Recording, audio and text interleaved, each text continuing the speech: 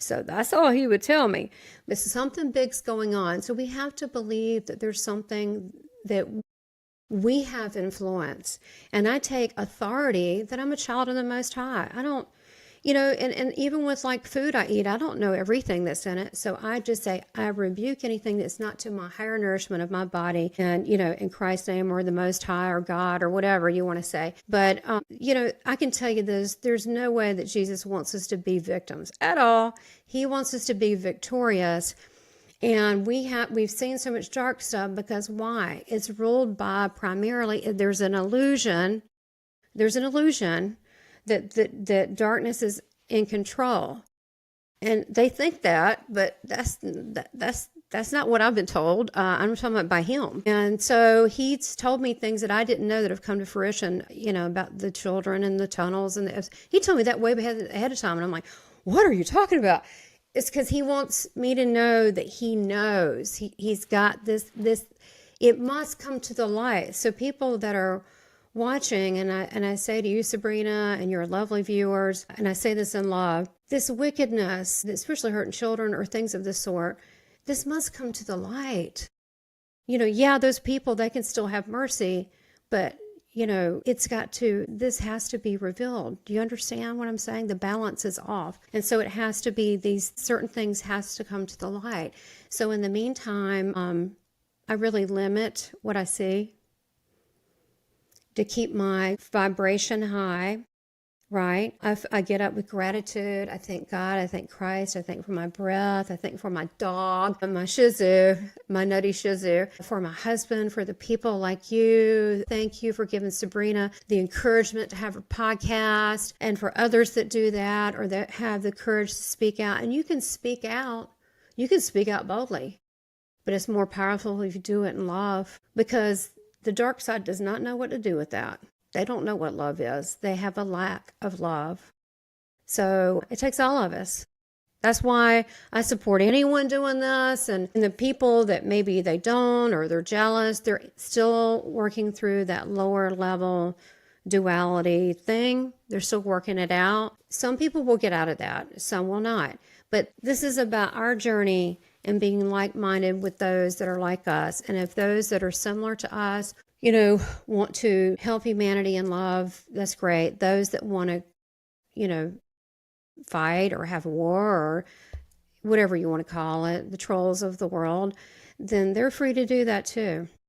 There's a split. Can't you feel it? I definitely think there's, to be fair, what I notice now is a bit more of a lack of agreement between people and lack of understanding of different opinions. We're almost like pitted against each other. Could lead to anything peaceful, right? Like if we cannot accept people thinking differently or having different opinions, how could we peacefully coexist if there's a constant rivalry in our opinion? Yeah, I see that as also fading.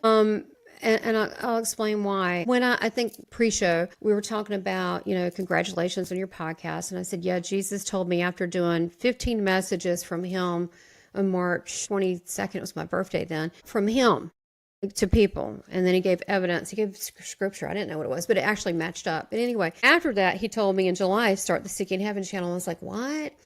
And then he said, yeah, everybody have New Agers, have Christians, have no religion, have all different kinds, have different concepts, have near-death experiences, have other kinds of experiences, so you can see how they merge, have ancient, mysteries. And I said, why is this? He said, you need to get people to think for themselves. They've been locked and trapped into their own mind or their own matrix or their own, dogma. They don't even realize it. And so I have mercy for people that are trapped in that. So it's tough. I mean, look, I'm trying. I've had all different kinds of people, and I just, I don't judge. I just let them do their thing. I may agree with some, I may not, but I think it's your intent of coming from a place of love. I know that it can be done, but, I have other people that are, that are Christian, like, why are you letting this person talk? They're, way out there, they're talking about all this stuff and whatever. And then I have New Agers that, they may have a problem with Jesus. And I'm like, okay, religion aside, focus on him. And he goes, oh, well, he's fine. I'm like, okay, you really problem with him. He's like, oh no, he's cool.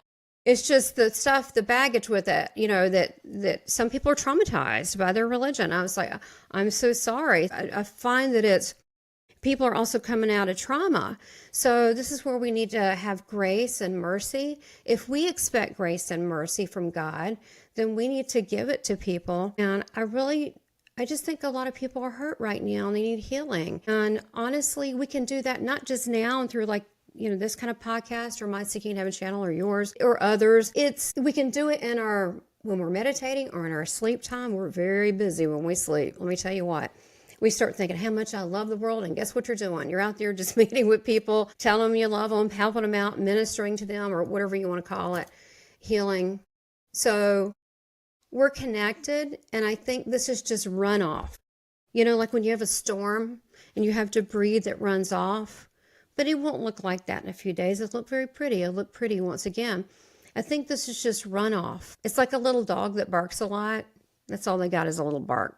Really nothing else. So I love that you talk about us needing to heal and the fact that Jesus is there for all of us and love can not be taken away from us, so we can always find our way back to that. One of the questions that comes from people that are maybe dealing with various forms of hardships, but when you feel like just life's challenges are too much for you to bear, and they say they've prayed, they've asked God for help, and they don't seem to see an answer to their prayers, whereas other people do see an answer to the prayer. We see different things, and it just begs them to ask, well, if God loves me, if Jesus loves me, why isn't he granting my prayers? What would you say to that? That is a very good question, and actually I just covered that, and I'm gonna answer that question because here we go. Jesus just answered that. It's he did. I did a portal day thing, and everybody's doing portal days, and I'm like, well, I'll just ask Jesus. So I asked Jesus, well, why couldn't he do a portal day? Talk about, okay, what to expect. And then I did research and I was like, oh my gosh, that was kind of like what he said. But this is what he said. All right. Let me see if I got it. All right. All right, this is kind of what he said in a gist. Okay, I'm going to read my channel thing. It's very short. Okay, he said, in summary, we should live our best lives, embrace and then let go of the past. All we need to do is to keep moving onward and upward with patience, because soul missions and higher purposes materialize with divine timing and not a moment sooner. I do think sometimes it is important to hit the reset button. And change is not only needed, but necessary for growth and happiness. That's where boundaries come in. Limit interactions with negative people, places, and things, and social media, but go into nature. A reset is a powerful way to start fresh and make things positive and to get started. And then he talks about, I'm going to just summarize it, but he told this just recently in the Portal 3rd. He said that people won't change, but they keep doing the same thing. So they pray about the change, but they won't change the condition to get out of the, do you know what I'm saying? So it's like the woman that's with the abuser, husband or what have you, and either you get counseling or you get out of the marriage, or you know what I'm saying? You can't keep expecting the same thing. So sickness goes, that's a big one, because my friend that's on hospice is awful. And we'll take that as an example. Lovely person, just incredible, giving, just super nice. I've prayed for her for 5 years, and then now she's crossing. She might even, as we speak, seriously, I just read today, it's that soon. And I asked, why would you leave? Why would you take a mother and then and a wife? And I know people don't want to hear this, but there is a greater plan. Why was I molested? That's not fair. Right? That's creepy. Why would that, I was a little kid. I needed a childhood.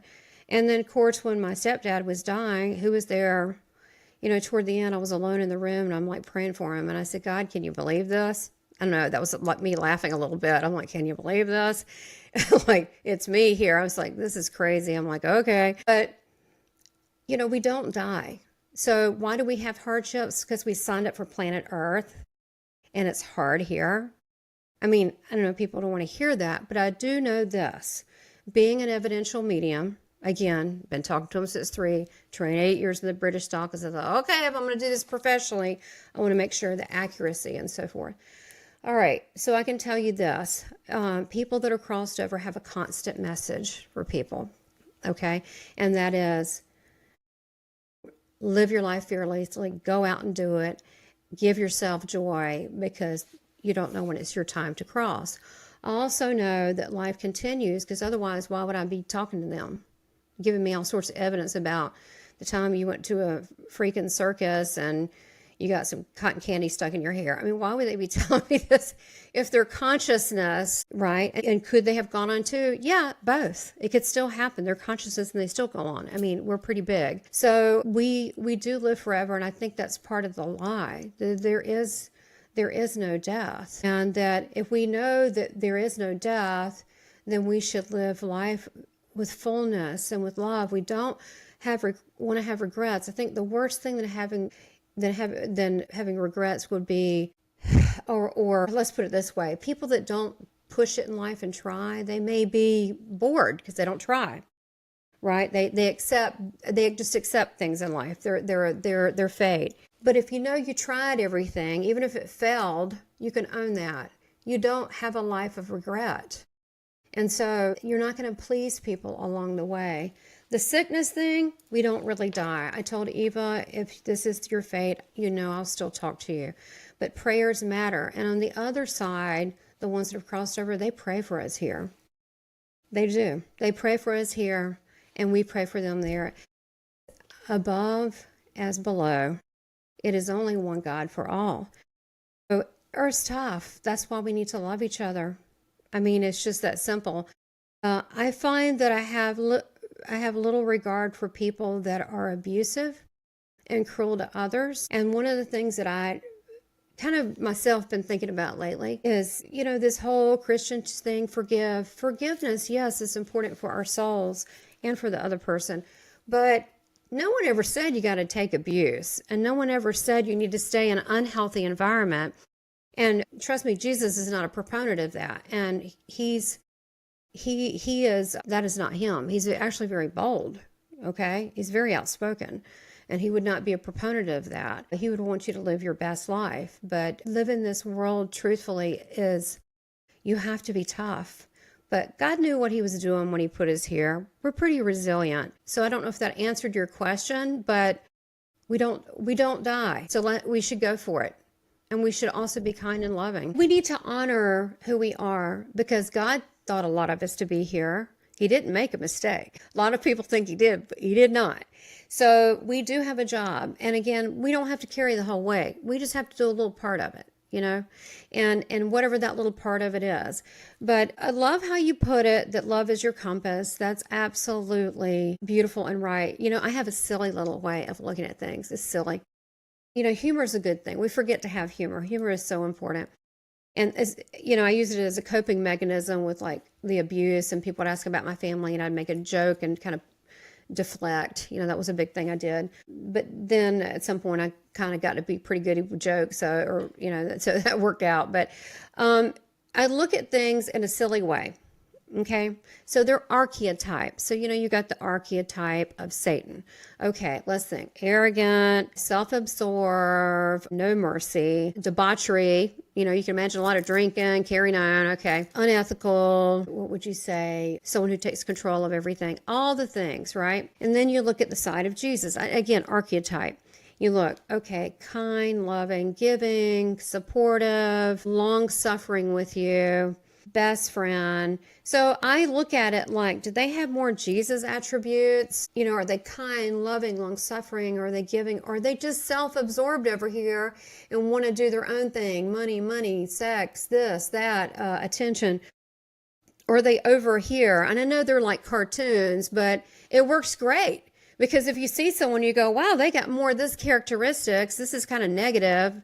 I know it's cartoony.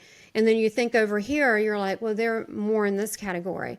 So, and that category is love. But if you had to have a comparison, and so I try to surround myself with beautiful people. And when you say, I surround myself with beautiful people that are loving, that are giving, such as me, then guess what happens? Exactly. And that's the power of words that we spoke about earlier. Yes. And then you'll meet your tribe of who you need to meet. And I think that, you're doing a great job, but we just need to do our next step, whatever that is. And if we have counter intention, it's up to us to recognize that and to recognize what that counter intention, I love what you said, if you're feeling anxiety. I noticed lately, because I'm really kind of positive person, but then I notice, I hate to admit it, but sometimes I get anxiety. And then I realize it's around certain people. Yeah, and some of those I can't, totally fire because they're family. But we can have still strategies on boundaries, right? And we can still have a plan of action and limit the engagement and how we handle that. But yeah, we need to notice our body. And that's why some people say to me, oh, I go in here, I feel really dark and it's bad. I'm like, okay, well then don't do that, right? That's very good information. If I go in a hotel room and I feel like it's haunted, what do you think I do? I change rooms or I leave the hotel. I'm not kidding. It's actually a very good compass. I mean, do you feel loved and supportive, or do you feel uneasy? I don't even want to ask you if hotel rooms are haunted, because I can imagine I don't want to know the answer to that. Well, look, that little thing I said, if you go in and feel pressure, now how I feel, and a lot of people freak out. I'm like, don't. It's very good information. It's your compass. If you feel heavy in the chest, having a hard time breathing, your heart is faster, or some people, I don't. They feel nauseous. I don't feel nauseous. I just feel a heaviness in the chest. I go, okay, where's it coming from? Is it the person? Identify. Is it the room? Is it the, whatever? And then I'll go, no, where's the feeling of dread? I went that location. I'll go, okay, then guess what? I don't go. And if I do go, I'll surround myself with so many angels, it'll be ridiculous. That's a good strategy for going into hotels. So I'll be mindful of this next time, right? It's just something I do. Okay, so you can get water anywhere out of a faucet, right? So when you go to these little fast food places, they have sea salt. You can carry it in your purse, your wallet, whatever. And I put some in the water and I stir it up and I ask God to bless it. And then I turn it in holy water and I go around the room and flick it in the corners. And during that time I'm there, if there's anything there, I'll say from this day to that day, officially it's mine. So they can go outside the room, but they can't come inside. I mean, you don't own the hotel building. Well, you know what I'm saying. Most people don't. But you do own it for the time of that. And so you have authority to say for the time, you're not welcome. You're to stand outside of this room somewhere. And then I flick it. And I bless every room that I'm in. And then, that's just like homemade holy water, which works so much better than smudging. Smudging is like, doesn't really work as well. Water is an amplifier. Water is purity.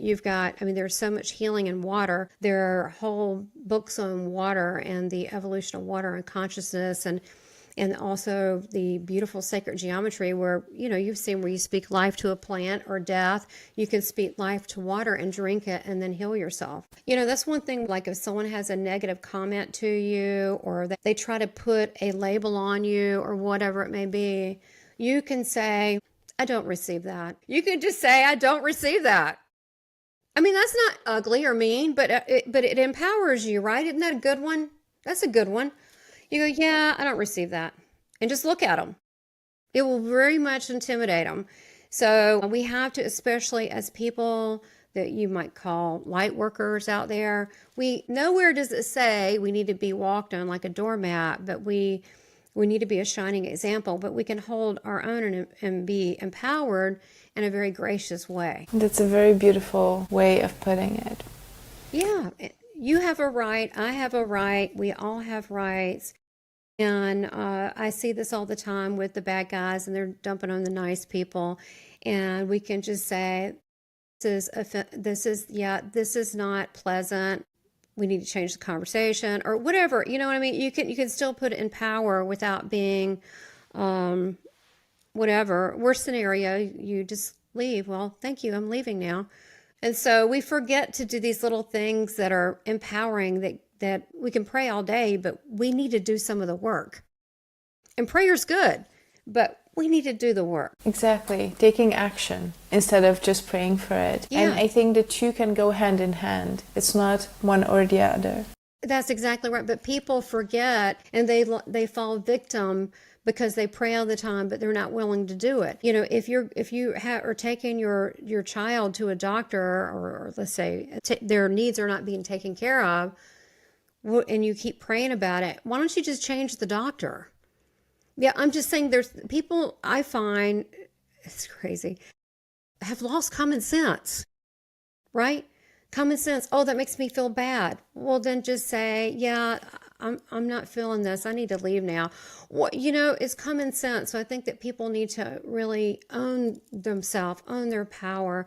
And also what I do is that when I go out in public, and there's all sorts of mixed things out there. There's a lot of fear-based stuff going on. You can feel it. It doesn't feel very good.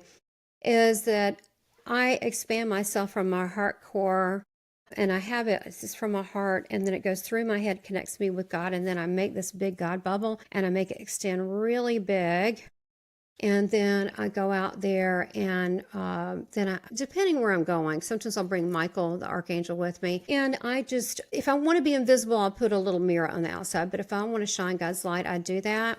People generally leave me alone. Try it out. Say, I'm just going to be in grace, and I'm going to be in so-and-so, and you look through the heart of the person, even if they're not very nice, they'll change. There's something about walking in divinity, and it has to do with one of the higher levels of like purity, like the Essenes used to do. And you can walk in invisibility too, meaning you're not really invisible, but you put the intention, don't look at me. You might put like a little mirror, because you need to get things done quickly. Maybe you don't want to be talking to everybody. But I do these things, try these things out, and just shifting within us how we are perceived, we're very powerful.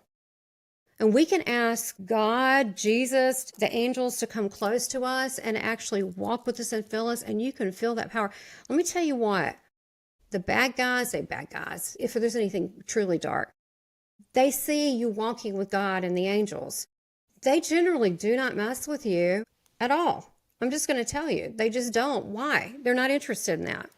They're more interested in people that are not spiritually mature and that know how to do, really it's spiritual warfare. It's just be like flossing your teeth. A lot of it's common sense, but a lot of people don't want to acknowledge that. And I think in this time, we need to have discernment of, this is negative, this is making me feel anxious, this is good, this is bad. We need to navigate that, and we can work in alignment with God and with Christ to do that, but we need to be in align with that. And when you get a no, that means no. Don't you get no's on things? And if we do it, it goes terribly wrong.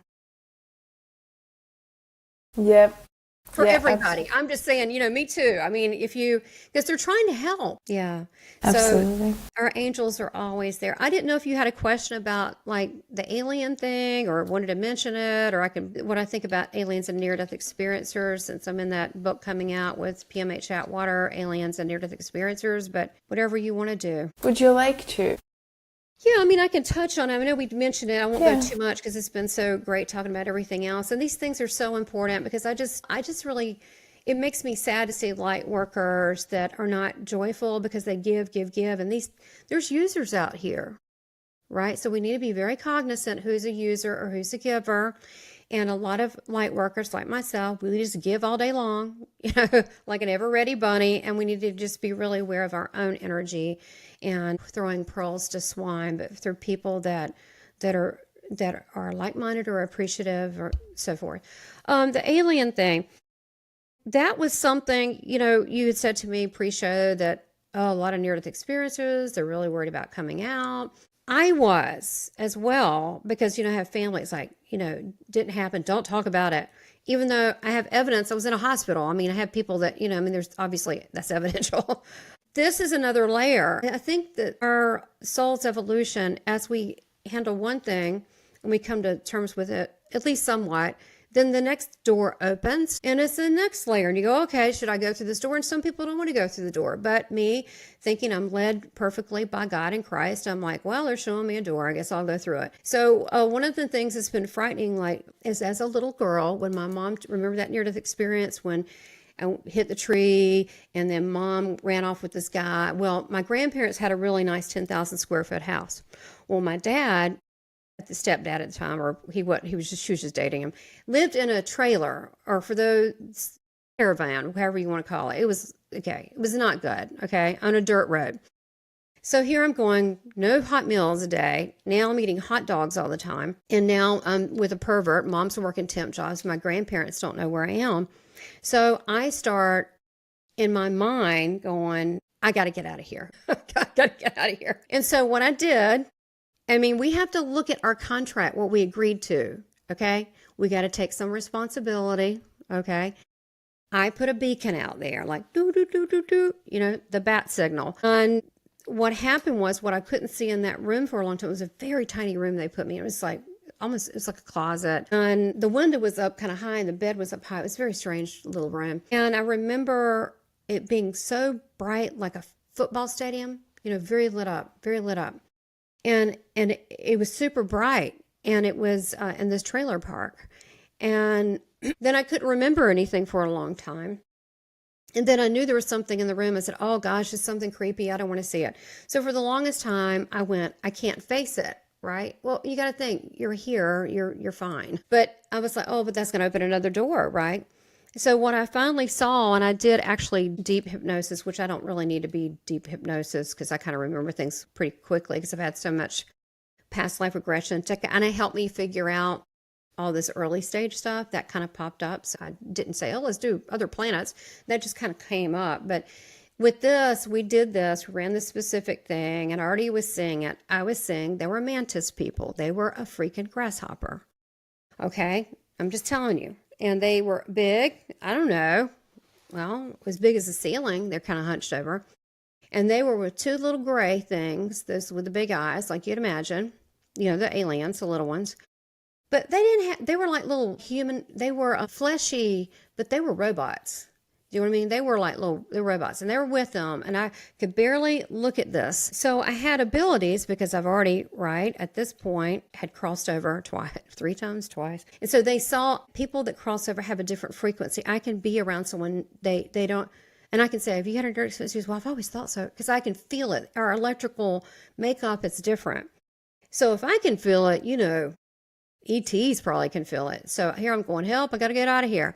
So they're in my room. Next thing I know, I see white, and I'm in like this white walls. I'm in a hospital, and they take me to this underground cave. It was a military thing, and they worked on me with the abilities. I had a lot of abilities. And so I was in this secret military thing. Yeah. But the grasshopper people, the mantis people, they talked to me telepathy. They were very sweet and very nice. They're like, it's okay. You're going to be safe. We're going to help you, blah, blah, blah, blah. The grays just did whatever they're told, like go pick that up, But there were humans there, and they spoke German. There were reptiles in there too. And they had a whole program. They talk about the secret space program. That's real. And so, but what I did is when I came back, I knew things. I knew street addresses. I knew at 3 and 4 years old, how to go from one side of town to the next, street by street. Like nobody knows that. So I came back with these really super advanced abilities. And so in some bizarre way, I'm kind of grateful because it helped me navigate being with parents that weren't there or abusive, so it helped me navigate that. And then it helped me with other people. And I met a friend, and we got back together since college, and she said, oh, you were always like that. I said, I was. I tried to hide it. She goes, no, you didn't do a very good job. So it's helped me with myself and other people.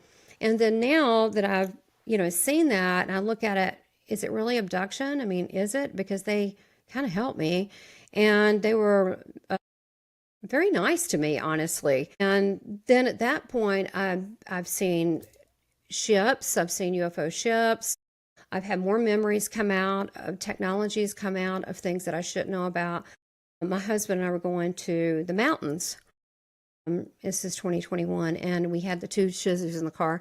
It took forever for us to leave town because it's just a thing. We got to bring food. We got to bring blankets. It just takes forever. So now it's like 7 p.m. And we're, finally it's dusk. So it's not, the sun's going down. And we go, and my husband, who's really not like me, he's more normal acting, he goes, he's very grounding. I mean, his name is Clay, so that tells you right there. He's very grounding. He goes, look at that. Like it's so normal. And it was a fleet of UFOs by our car. And I was like, wow, look at that. It was like no doubt at all. Like at all. I mean, it's not like that I've ever seen anything like that. But there it was. And then he goes, look at that. And then by my window was a huge one, and it was this red lava. And I found out later, like, what's that about? That's their heat signature, but it was very close to me. And what I got, this is crazy, I know it doesn't make any sense, but I had been looking at Ancestry for family because I knew I had family members I didn't know about. But when I felt that, I realized somehow I'm related to what's in that craft. And I felt like it was Syrian beings. And I felt this, not like Jesus, not that overwhelming, but I felt this love.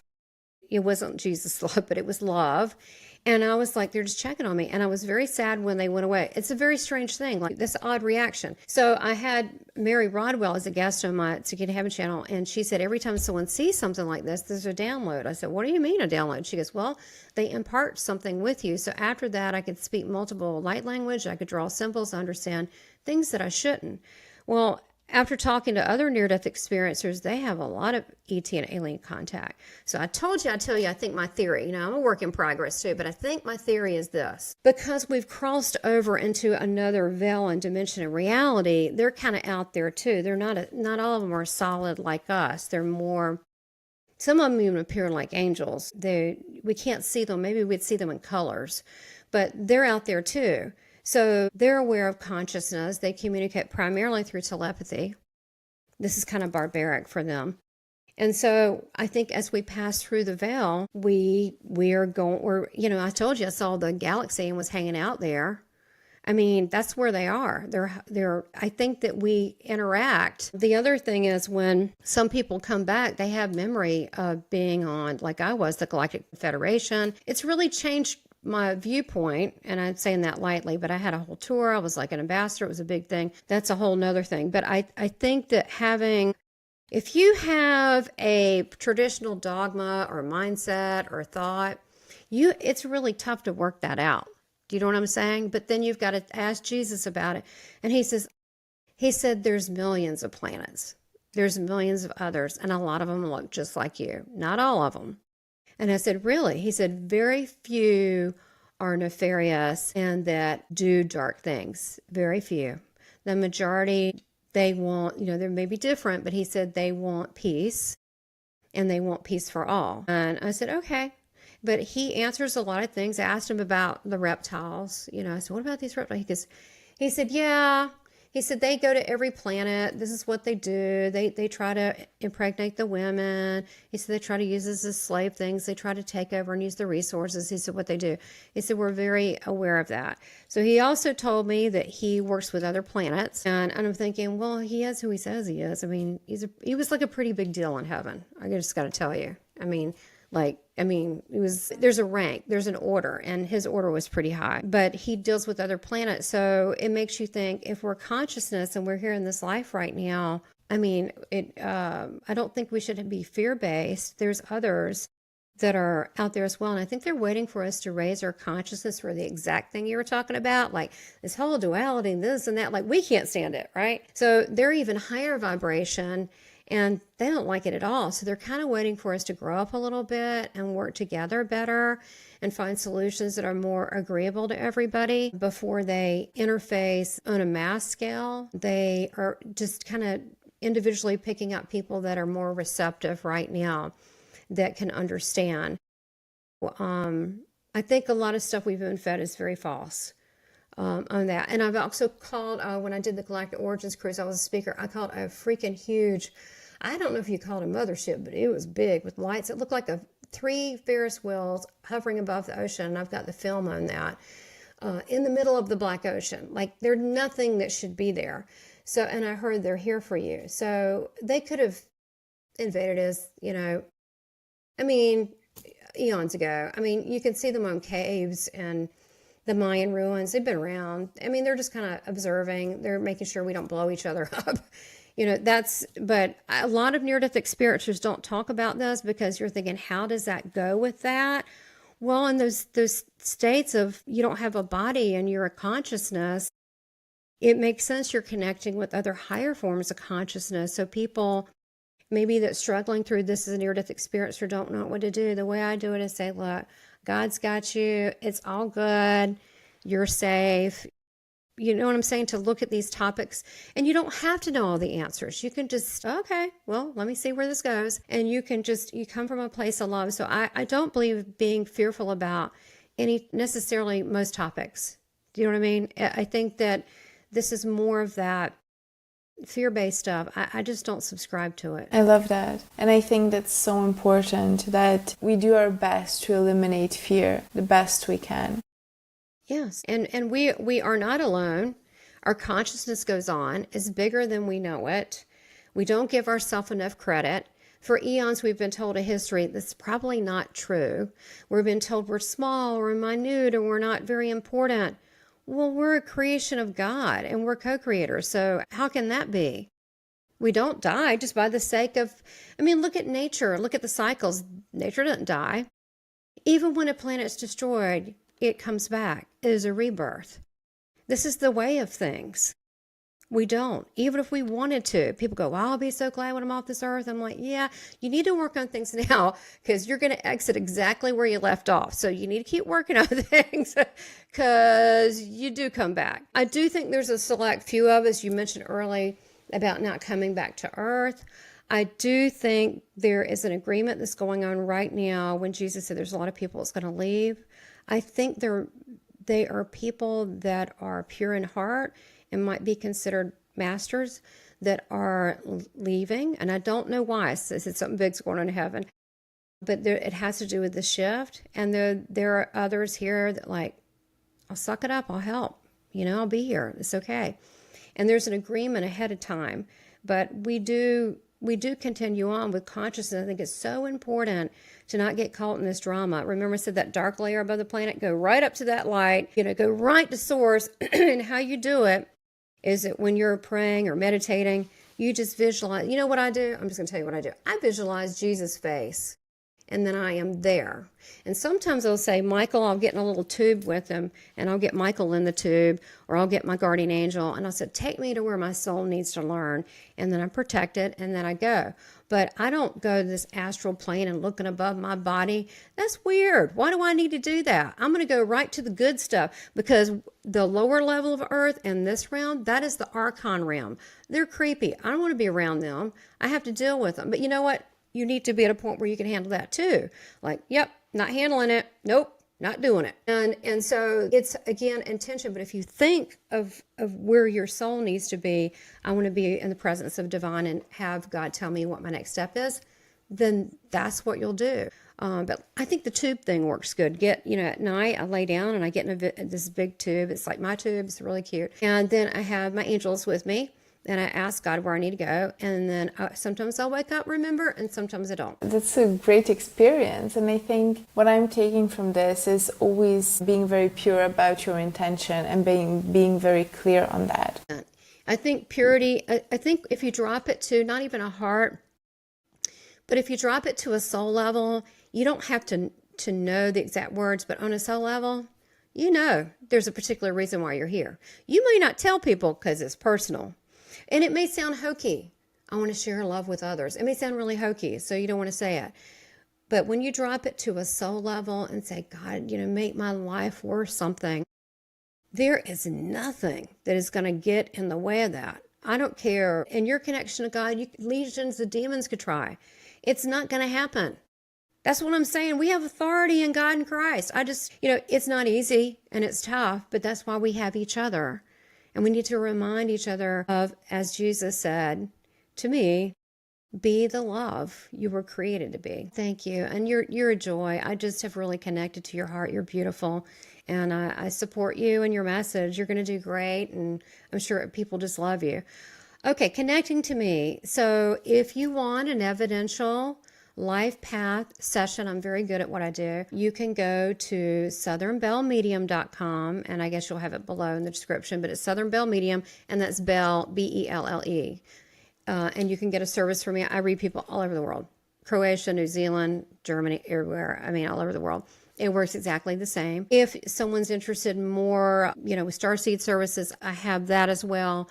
And then I have an online school, which is academyofdivinewisdom.com. And you can find a free 30 minutes, really good, Christ-like meditation, which should get you high, like in my NDE. It's totally free. And I also have a free one, like how to connect to the divine. But I'll be also offering other courses. I try to make it affordable and fun and build a community. So if you sign up for that, I don't send out a lot of mail for that. I send out usually a week, once a week, some little thing. I don't overwhelm people because I don't like it. But I do like to stay connected to people. So that's the Academy of Divine Wisdom. And then also my Seeking Heaven channel, which is on YouTube. And I work really hard on that. And I'm trying to bring people together, all different religions and so.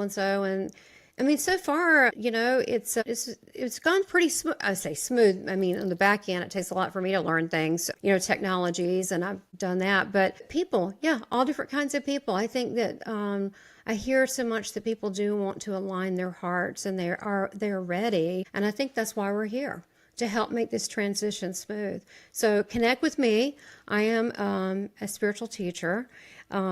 And they've been telling me to do this for years. So here I am. I'm doing it. So if you want to connect with me, I offer wonderful classes and my readings are very good. So check that out, both of those. And thank you. Thank you so much today.